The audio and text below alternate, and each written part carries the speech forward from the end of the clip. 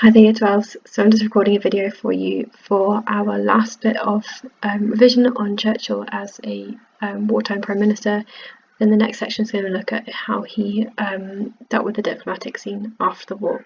So as we did last week, I've created a table for you. It looks like this. So all you need to do is read through the information I'm going to share with you on Show My Homework. On one side of your argument, the successes of Churchill's military strategies, can you include here the relationship he had with his generals and what was good about that, and also the justification for the bombing of Germany? And then on the other side of your table, obviously you need to have a bit of a balance, the critique for Churchill's military strategies. So here we're going to criticise his management of his generals and the bombing of Germany as well. At the bottom you've got your chance to write your judgment of your evaluation of how successful his strategies were. So these are the two bits of these here are the two sheets that I'm going to give you. This is the first one, his relationship with his generals. So what you've got here is an introduction. This bit will be very, very useful for you at the very start, about Churchill's background, why people might be suspicious of his capabilities. For example, Gallipoli in 1915. For example, the Norway campaign. If you can't quite remember what the Norway campaign was, do have a look in your textbook. Just a reminder, it was a flat-out failure, and the ground that Britain wanted to keep under control of the Allies was lost to the Germans. So this history might give you an idea of whether we would criticise or compliment Churchill here. So have another read through, give yourself an idea of the background. Now, Churchill went into this with a very clear objective of how he wanted to manage his generals. He did not want to be in the same situation as he felt that political leaders had been in World War I, where Haig and Kitchener, for example, had been given too much power. He wanted to reduce that and make sure that he was managing them and checking their power.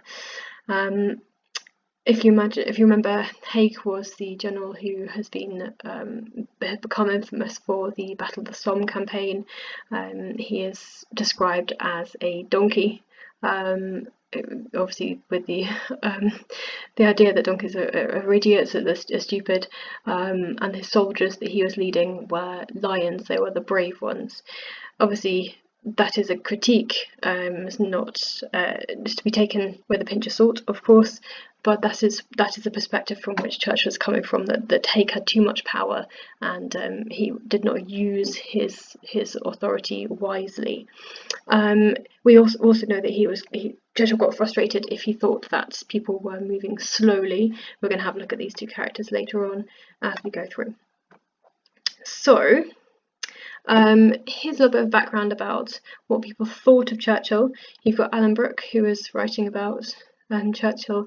Often he writes in his diaries. We've looked at a few of them in our lessons, and we see that Alan Brooke was writing about Churchill in a way that was an immediate writing down of his opinions, and therefore was completely inflamed with the kind of acidic hatred he had, or the atmosphere of challenge that they obviously face in their relationship. So have a scan through, read what this information is. I'm going to save it on the area for you so you can have a look through. You won't, none of this will surprise you here. What you've got is lots of controversy between Brooke and Churchill. Well, what is interesting is Brooke saying these sort of things, that he appreciates the stance Churchill took to question all of his generals, so that people like Brooke had a chance to make sure they were making the right decision. So if someone's power is completely unquestioned, unchecked, then that power can be abused. Power can, it can go wrong. However, if that power is checked, then often the decisions are made much better, or in the better interests of the people. This is obviously why we have a government in power and a shadow government, at the moment Labour, who are questioning what the Tories are doing and making sure it's in the interests of the wider public. So here's your information about Brooke and Churchill's relationship. Keep looking through, jotting into your table as you're going, and here you have some information about Wavell. Okay, as we know that Wavell scored a victory in North Africa, freeing Egypt from foreign troops, capturing 40,000 Italian prisoners of war. Didn't get much support from Churchill as a result of this, perhaps because he personally disliked him. So can we really compliment somebody who puts their personal dislike before an actual physical achievement? Okay, now we have our Sir Claude Auchinleck as well, who is also a commander-in-chief of the Middle East. What happens is he is obviously he is withdrawn from his leadership role in the army in the Middle East, partly probably because Churchill didn't like his approach, didn't think he was offensive enough. And here we are, in comes Churchill's favourite. This is Monty, nickname for Montgomery. He won over Churchill with his self-confidence, his ability to put himself forward, and that meant that Churchill really supported him. Some argued that Churchill supported him far too much, he gave him far too much credit, and his ego absolutely grew as a result of this, and perhaps people criticised this Churchill's support of Montgomery because they didn't think that Montgomery quite deserved Churchill's praise. However, it is worth noting that before Alamein, at which Montgomery, who potentially building on the success of his predecessors rather than through his own talents, he had this significant victory, which was, some argue, a turning point. But before this point, we had never had a victory. So arguably, Montgomery could be seen as a significant contributor towards the war effort. Once you've finished having a look at your generals, have a look through for the final section for this little bit. This is the bombing of Germany. So Arthur Harris, who's nicknamed Bomber Harris, was in charge of Bomber Command, and was basically given a completely free rein to attack targets that were given a status that were worthwhile bombing. We're going to have a look through at what those targets were. At the very beginning of the war, both Churchill and Hitler decided that they wouldn't bomb civilian targets. They focused on military targets, and as we know, if you study the Battle of Britain, the change in tactics from the Nazis to stop bombing RAF headquarters and bases all around the UK to starting to bomb towns and industrial areas and cities meant that the RAF had a chance to recover, and we think, historians argue, that this is one of the main significant reasons why Battle of Britain did not go the Nazis' way. So we have August 1940, which is sort of the beginning of the Blitz. The Luftwaffe dropping bombs on London. Churchill's retaliation then is to do the same with Germany. So Germans struck first, but here we have evidence that wasn't necessarily part of Hitler's overall plan, and Churchill's retaliation was to retaliate. So this is where the justification becomes harder to make. Civilian targets are going to become involved, and this has not been a nature of warfare yet. Remember, First World War was fought in the trenches, on the front line, and the vast majority of casualties were soldiers, and were those who were involved on the front line themselves.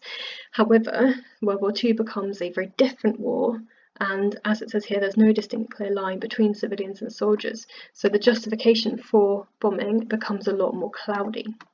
Okay, have a scan through here, you'll find a little more about what the situation was, who was leading Bomber Command, what happened when Arthur Harris took over, and how that project changed. Really, really important that you know what his role was and what was going to happen next, including here Lindemann's euphemism.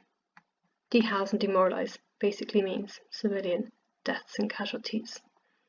So this is the main section you're going to be looking at for how justifiable was the bombing command. What is important here as a positive is that the Russians needed some assurance that the British were actually, on their side and trying to help them. So bombing Germany was one way of showing to the Russians, we are trying to help. We have limited means, but this is what we are doing. Whether that's justification for killing innocent lives, I'll leave it up to you to decide. We're going to have a look at Dresden. We mentioned this in class. Here's a photo of the ruined city centre here. Harris even joking, remember Bomber Harris, who's in charge of Bomber Command, joking, Dresden, there's no such place as Dresden, suggesting that it's been completely flattened. Dresden, remember, was not a centre of industry at all. It had no military bases, so therefore the wanton destruction of the city was difficult to justify in terms of achieving a military success there. This is where people in the church and people in the media were struggling to justify.